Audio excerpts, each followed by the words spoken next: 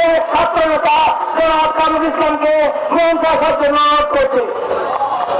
বাংলাদেশ জাতীয়তাবাদী দল বিএনপির সাবেক কেন্দ্রীয় কমিটির সাংগঠনিক সম্পাদক, চট্টগ্রাম মহানগর বিএনপির সাবেক আহ্বায়ক ডক্টর শাহাদাত হোসেন চট্টগ্রাম সিটি কর্পোরেশনের মেয়র নির্বাচিত এবং ঐতিহাসিক 7 নভেম্বরের জাতীয় বিপ্লব সংহতি দিবস উপলক্ষে চট্টগ্রাম মহানগর কোতোয়ালী থানা জাতীয়তাবাদী দল এবং অঙ্গ সংগঠনের আয়োজনে এক আলোচনা সভা অনুষ্ঠিত হয়।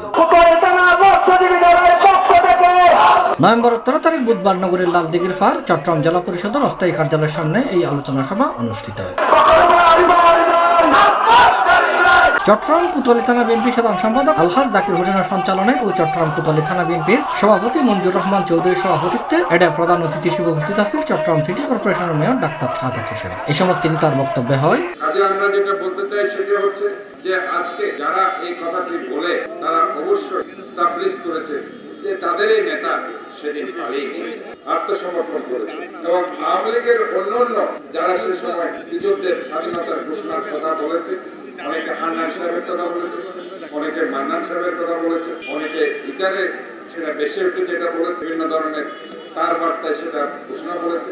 এই জিনিসগুলো আসলে একটা প্রোপাগান্ডার মতো হয়ে গেছে।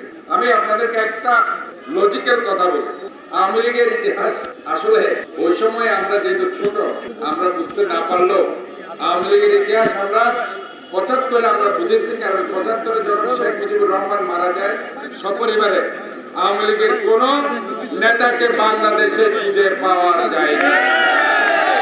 ঠিক একইভাবে আওয়ামী লীগ যখন 2024 সালে গণ অভ্যুত্থানের মুখে পালিয়ে যায় এবং ওনাদের নেত্রী সবাইকে এতিম করে পিছনের দরজা দিয়ে যখন পালিয়ে গেছে, আওয়ামী লীগের এখনো পর্যন্ত কোন নেতা কর্মীকে খুঁজে পাওয়া যাচ্ছে না।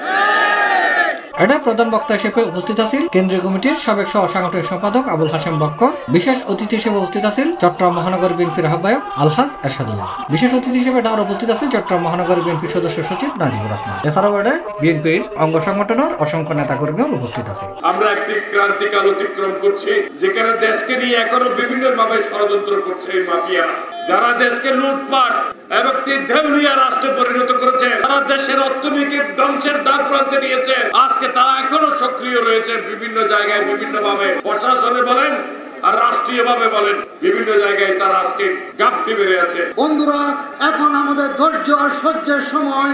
আমরা বিগত 16টি বছর অপেক্ষা করেছি। ইনশাআল্লাহ আগামী নির্বাচন পর্যন্ত আমাদেরকে সকল কিছু উস্কানির মুখে ধৈর্য ধারণ করে বাংলাদেশ জাতীয়তাবাদী দলের প্রতিটি কর্মসূচিকে সামনের দিকে এগিয়ে নিতে হবে। আমরা বিগত 16টি বছর এই জেলা পরিষদ চত্বরে আমরা কোনোদিন জনসভা করতে পারি নাই। আজকে 16 বছর পর এইখানে আমরা জনসভা করতে পেরে খুবই আনন্দিত।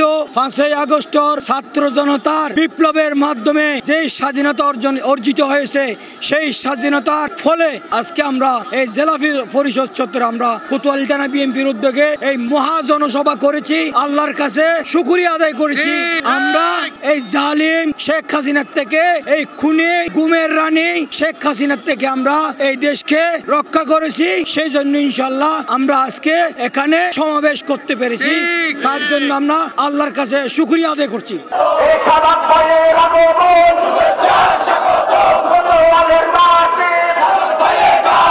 C+ চট্টগ্রাম।